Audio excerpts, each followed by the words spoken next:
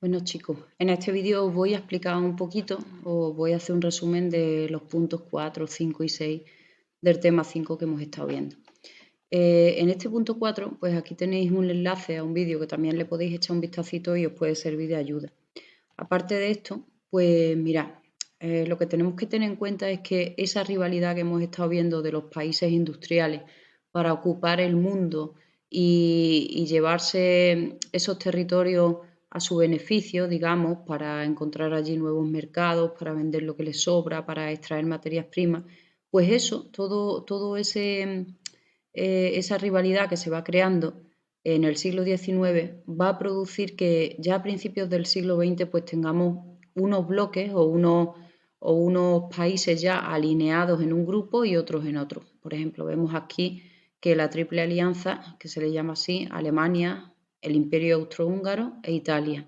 Y después ya tendremos a Francia, a Rusia y a Reino Unido formando la Triple Entente ya en 1907. ¿Qué es lo que ocurre? Pues que se van a producir choques, enfrentamientos y la Primera Guerra Mundial estuvo a punto de surgir en varias ocasiones. Lo que pasa que debido a la diplomacia y a otra serie de cosas, pues no se llegó a producir ese enfrentamiento hasta 1914. Pero ya se van formando estos grupos, estos bandos, y digamos que estos países van armándose dentro de lo que se llamará una paz armada, viendo que el conflicto puede estallar en cualquier momento. En Marruecos tuvimos una crisis en 1911 y en 1905 porque ahí hubo un pulso entre Alemania y Francia, ¿vale? ¿Por qué? Pues porque los alemanes querían vender en Marruecos, que era colonia francesa, querían vender sus productos y los franceses pues le pararon los pies apoyados por Gran Bretaña. Este será un gran conflicto que se resolvió finalmente, pero que pudo ser fácilmente una de las chispas que saltara por los aires y diera lugar a esta Primera Guerra Mundial. Después tenemos la reivindicación de Francia de las regiones de Alsacia y Lorena, ¿vale? Que serían dos territorios que Alemania tenía desde la guerra de 1871 en su poder y eran dos regiones muy ricas en carbón, minerales y otra serie de cosas que favorecían la industrialización de Alemania. Entonces Francia eran dos territorios que seguía reivindicando como suyos para incorporarlos a su territorio y poder así incluirlos dentro de esa industrialización francesa para que ayudaran a esa industrialización francesa y no ayudaran a Alemania. Esos territorios van a estar en la zona del Rin, del río Rin, de Renania, lo que era la frontera entre ambos países y ya vais a ver que cuando acabe la Primera Guerra Mundial, pues ganando Francia, estos territorios volverán de nuevo a Francia. Después, rivalidad entre Inglaterra y Alemania, pues ya sabéis, son las dos mayores potencias industriales de Europa y ellas dos rivalizan por controlar todo el comercio y el control de Europa. Son las dos máximas potencias y de ahí que vengan los choques, ¿vale? Y después estaría lo que se llamó la cuestión de Oriente.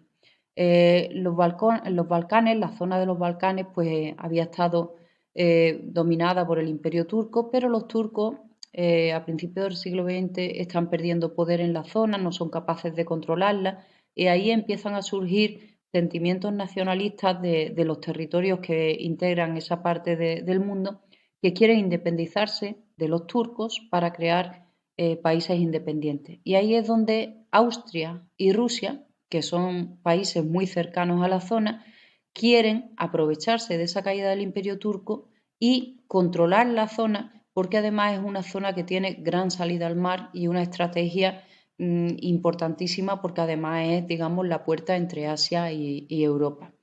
Así que vamos a tener ahí esos choques, se forman estas alianzas y fijaros, dentro de este contexto, el 28 de junio de 1914, pues resulta que el heredero al imperio austrohúngaro, lo tenéis aquí, Francisco Fernando y su mujer, mueren en Sarajevo, en Bosnia, la capital de Bosnia, mueren en un atentado y a uno de los que se pilla por ser culpable de este atentado, pues tenía origen serbio. Y en este momento Serbia es uno de esos países de los Balcanes que tanto Austria como Rusia quieren controlar. Y Serbia tiene un sentimiento anti-austríaco muy, muy fuerte y está viéndose apoyada por Rusia. que quiere atravesar ese territorio, lo veremos ahora en un mapa, quiere atravesar ese territorio para llegar al mar Mediterráneo. Pues bien, una vez que el serbio, que este chico de origen serbio mata en Bosnia al hijo del emperador austrohúngaro, pues imaginaros lo que ocurre, ¿no? Se pone en marcha este sistema de alianzas, de yo te ayudo a ti, si a ti te atacan, tú me ayudas a mí. Y en este momento Austria es la que, contando con el apoyo de Alemania, da un ultimátum a Serbia y les dice que si dentro de un mes, esto es el 28 de junio, si dentro de un mes no los dejan a ellos llevar las riendas del asesinato y tomar control del país, de Serbia, pues le declararán la guerra a Serbia. Como os podéis imaginar, pues Serbia se asusta bastante y se lo comenta a Rusia, que es su aliada, y le dice, oye, que me acaban de amenazar los austríacos y me acaban de dar un ultimátum de que si en un mes no hago esto, pues me declaran la guerra. Entonces Rusia le dice que no pasa nada, que ellos estarán ahí, si Austria declara la guerra, ellos estarán ahí. Y os podéis dar cuenta, ¿no? Austria estaba en contra de Rusia, las dos tenían los mismos intereses en la zona de los Balcanes. Pues así fue. Pasado un mes, el 28 de julio, Serbia no cede al ultimátum y Austria le declara la guerra a Serbia. Inmediatamente después de esto se pone en marcha la rueda de alianzas. Austria declara la guerra a Serbia, vale. Rusia entra en la guerra para defender a Serbia. A todo esto, Alemania, que era aliada de Austria, ¿vale? Entra en la guerra para defender a Austria, pero además quiere provocar una guerra contra Francia, perdón, y para ello lo que hacen los alemanes es iniciar un ataque relámpago contra Francia, atravesando Bélgica en el llamado Plan Schlieffen, lo veremos ahora en mapas, y ataca a Francia. Querían invadir Francia en un tiempo récord, pero Francia los paraliza y al verse atacada Francia, pues entra automáticamente en la guerra, tiene que defenderse. A todo esto, Gran Bretaña, pues que era aliada de Rusia y Francia, está indecisa, lo tenéis aquí. Pero cuando ven que los alemanes acaban de atacar a Francia atravesando Bélgica, que era un país neutral, y ven que los alemanes pues, pueden tomar el control de casi toda Europa con el apoyo de Austria-Hungría, lo que hacen es entrar definitivamente en la guerra. Italia, que en un principio pues estaba en el bando, lo veis aquí, de Austria y Alemania, al principio no entra, entrará un poquito más tarde, pero a medida que avanzará la guerra se cambiará de bando y se irá con el bando que después finalmente gana, que será el de Francia y Reino Unido, ¿vale? Bueno, mira, vamos a ver, aquí tenéis un mapa con lo que sería la Triple Entente, Rusia, Francia, Reino Unido, apoyan a Serbia. Aquí tenemos un enfrentamiento entre Serbia y Bulgaria, que también son zonas fronterizas. El Imperio Otomano, el Imperio Turco, que se está desmoronando, y gracias a eso, pues, los austríacos y los rusos quieren tomar control de esta zona que antes había sido controlada por los turcos. Alemania con Austria-Hungría e Italia también aquí en esta triple alianza. Esta es la crisis de Marruecos que hemos comentado antes entre Francia y Alemania por el control comercial de esa zona. Aquí tenéis la cuestión de Oriente, lo vamos a ver un poquito mejor aquí para que veáis cómo el imperio ruso estaba aquí y el imperio austrohúngaro estaba aquí. Para que os situéis, todo esto es controlado por el imperio otomano, por los turcos musulmanes, y aquí tenemos toda esta zona que se empieza a estar desmoronando. Entonces, la zona de Serbia es la que quiere crearse como un gran país independiente y quiere independizarse tanto de los turcos como de los austríacos. Y aquí es donde entran los rusos, que además les interesa mucho cruzar toda esta zona para tener acceso al mar Mediterráneo. Por eso los rusos quieren controlar todo esto. Por otro lado, ¿por qué quieren los austrohúngaros controlar la zona? Pues para evitar el avance de los rusos hacia el mar Mediterráneo y controlar ellos toda esta salida al mar que era importantísima, ¿vale? Esto será en Bosnia, en Sarajevo, aquí es donde se produjo el atentado del príncipe, del heredero al imperio. Aquí tenéis las alianzas también, otro mapa con alianzas, lo mismo. Todos esos mapas los podéis ver. Punto 5. Fijaros, en este párrafo tenemos lo que sería la justificación de por qué se denominó esta guerra la Gran Guerra. Tened en cuenta una cosa. movilizó a muchos recursos humanos y económicos. Toda la economía de Europa se volcó en esta guerra. Todos los ejércitos reclutaron a todos los hombres, a todos los chicos en edad militar. Las fábricas se paralizaron o se creía que se iban a paralizar porque todos los hombres en edad de trabajar se habían ido a la guerra. Entonces es cuando entran en escena las mujeres. Las mujeres son las que se ponen a conducir tranvías, a ser gerentes, directoras de las fábricas, a todo. Llevaban sus casas, los campos, las fábricas, las industrias. Fueron las que movilizaron la economía de Europa en todo este tiempo y gracias a ellas los ejércitos se vieron abastecidos. ¿Qué más cosas? Las fábricas se reconvierten. Si antes había una fábrica de productos químicos para abonos para el campo, esa fábrica ahora va a fabricar bombas químicas o gases mostaza para utilizarlos en la guerra. Es decir, todas las fábricas ahora se reconvierten en fabricar materiales para la guerra. Más cositas.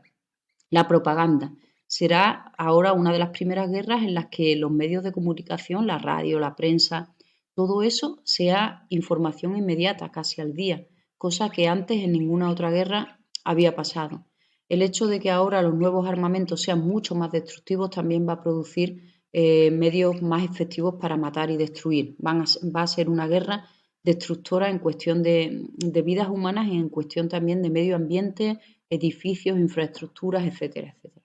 Tres fases que tiene esta guerra.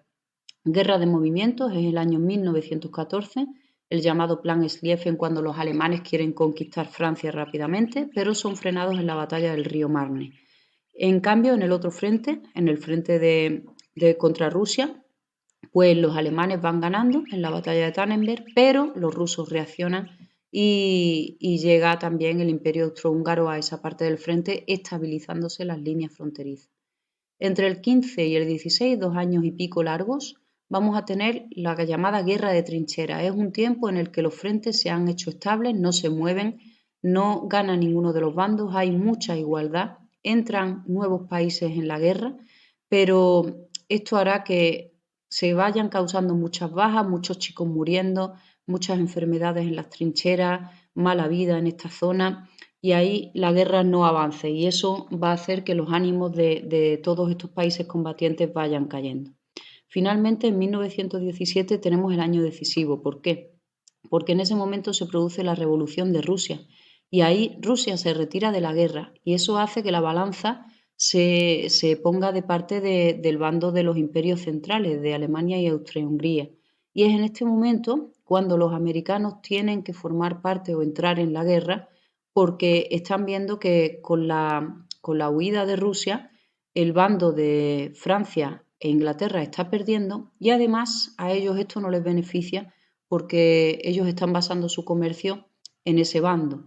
Además, los submarinos de los alemanes están maltratando a los mercantes americanos hasta que incluso hunden a uno, el llamado Lusitania, y esto hizo que o precipitara la entrada americana en la guerra. También hay por ahí un telegrama que le mandan los americanos a los americanos, los alemanes a los mexicanos con la intención de que entren en la guerra a su favor y les darían territorios en la zona norte de México. Eso va a precipitar la entrada de América en la guerra y ¿qué va a pasar? Pues que al final, ahora sí la balanza se va a decantar para el bando aliado, Francia, Inglaterra, América, ¿vale? Estados Unidos, y ahora sí la batalla, digamos que la guerra se pone de su parte y ganarán. Aquí tenemos el llamado Plan Schlieffen, tenemos esa rápida invasión que quisieron hacer los alemanes llegando casi a las puertas de París, atravesando Bélgica. Tenemos también aquí la estabilización de los frentes, aquí tenemos el frente oriental y el frente occidental. Esto son las trincheras, la vida en las trincheras podéis echarle un vistazo, ya las hemos visto en clase, la Revolución Rusa, el ataque al Lusitania, el barco mercante americano, la entrada de Estados Unidos en el conflicto y aquí, pues bueno, el final de la guerra, cuando ya se firma el Tratado de Versalles, pero fijaros cuántos heridos, las consecuencias, 65 millones de soldados, guerra muy cruel, 8 millones de víctimas, economía de guerra, mujeres que se incorporan al mercado del trabajo, nuevas armas muy mortíferas.